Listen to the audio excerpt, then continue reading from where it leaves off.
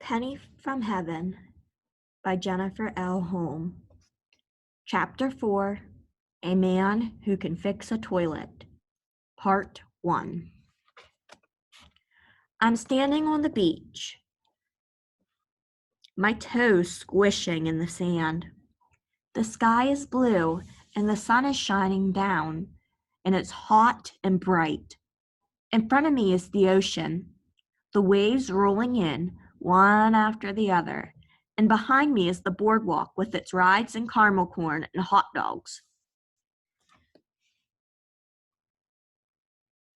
Overhead, gulls squawk down at me like the old Italian ladies Nani plays cards with. All around me, kids are running in and out of the shallows, dodging the waves. They shout and squeal their cries, mixing with the gulls and the crashing waves. But one voice stands out from all the others, calling to me. Penny! Out in the ocean, just past the next big wave, I see a dark head bobbing in the water, hair slicked back like a sail's. My father lifts his hand and waves. I wade out into the water, and when it reaches my chest, I dive into an oncoming wave. I'm a good swimmer.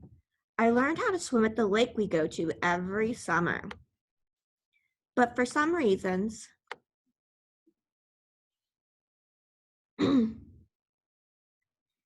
farther I swim, the farther away my father seems to be, until he is just a speck on the horizon. Penny, my father calls to me, his voice distant now. A wave rises from the ocean and comes crashing down, dragging me under. His voice rings through the water. Penny! I fight my way up onto the surface, but when I blink my eyes open, I'm not in the ocean. There's no sand, no blue sky, no waves. I'm lying in my bed, the sheets kicked off.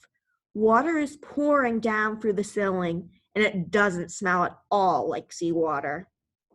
Pop, pop, I yell. The toilet's leaking again. Give me the other wrench, Pop Pop says, banging around on his hands and knees on the black and white tiled bathroom floor. Which one, I ask, looking at his mess of toolbox. There are at least 5 wrenches. What? Which wrench? I say loudly. The other one, he says. The other one! I pick one out and hand it to him. Useless, he grumbles, and starts smacking it on the toilet. The toilet is always breaking, and lucky for me, it's right over my bed.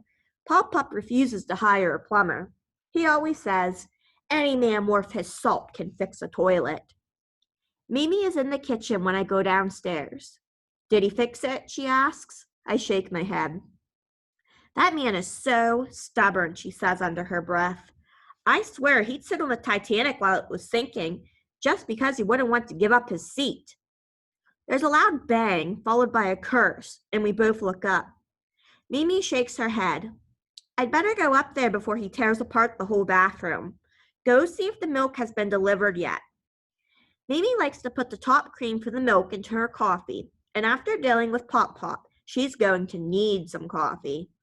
I go out to the porch just in time to see Mr. Mulligan, the milkman, coming up the walk carrying 2 bottles of milk. Hi, Mr. Mulligan, I say. Hi, Penny, he says back.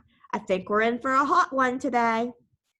Mr. Mulligan is going bald and only has a tuft of red hair left, like Woody Woodpecker. He's from an Irish family, and he's got a real pale skin. We get a lot of delivery men coming here. Milk, bread, vegetables, but Mr. Mulligan's the nicest. He's got a good sense of humor.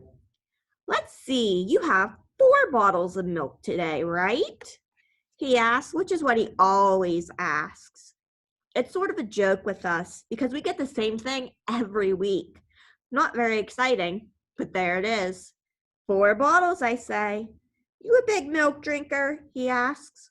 I hate milk, I say, but Mimi makes me drink it. He laughs. See you next week. After fixing the toilet, Pop Pop announces that we're going to paint Mimi's desk. Lately, Pop Pop's been painting all the furniture in the house black. Mimi thinks, Our old furniture will look nicer with black lacquer paint. She got the idea from her friend Mrs. Hart, who's painted all her furniture and woodwork with black lacquer paint and says it's very stylish. I can't say that I like it very much. You kind of feel like you're in a funeral parlor. Ready for some fancy painting? Pop Pop asks. We drag Mimi's desk out to the summer porch. First, we sand the desk so that the paint will take, and then we start painting. It's not exactly the best day to be painting.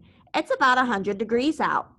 The whole time we paint, Pop Pop keeps a running commentary on how I'm doing everything wrong.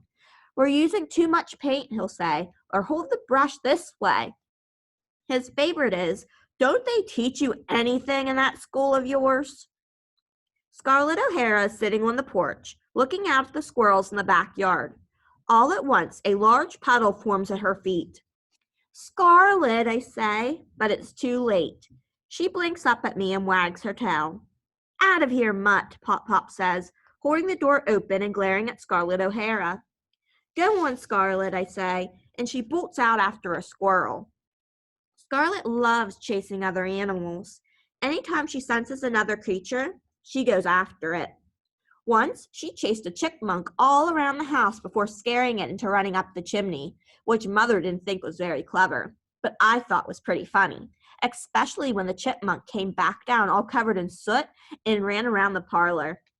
Pop Pop, I asked, do you think something's wrong with Scarlett O'Hara? She's an old dog, he says. Scarlett O'Hara is almost 15, which I guess is old in dog years, although she sure doesn't act old. My father gave my mother Scarlett O'Hara when she was just a puppy, but now she's my dog. Mother says that when I was a baby, Scarlett would bark whenever I cried. What does that have to do with tinkling on the floor? I ask. He groans and stands up. When you get old, sometimes your innards stop working the way they should. Does that mean she's going to die? We're all going to die, he says. I'm planning on dropping dead next week. That way I don't have to wear a necktie to that social your grandmother wants me to go to. We paint together for a while, and then Mimi comes out to the porch with meatloaf sandwiches and lemonade. I don't like meatloaf to begin with, and Mimi's meatloaf is dry and crusty. Pop Pop starts right in on his sandwich, but when I try to take a bite of mine, my stomach gives a little flip. All this talk of dying is getting to me. Either that or it's the meatloaf. It's hard to say. I pull the lucky bean out of my pocket. It doesn't look very lucky. I think of my dream. Would my father have died if he'd had this bean? I know he got sick and was taken to the hospital and died there, but no one on either side of the family ever really talks about what was wrong with him. Pop Pop, what did my father die from? I ask. What? What? He sputters. I just thought you might know is all. How would I know? He asks with a huff. Do I look like a doctor? Before I can say anything, the squirrel Scarlett O'Hara's been chasing runs in through the open screen door and starts racing around the enclosed porch, with Scarlett right behind it. Scarlett streaks by the desk, smearing black paint all along her side. Penny, get that blasted dog out of here, Pop Pop hollers. Scarlett O'Hara, I call. I lunge for her, but she outmaneuvers me, and my foot catches in the rug. And that's when I go tumbling head first right into the can of paint.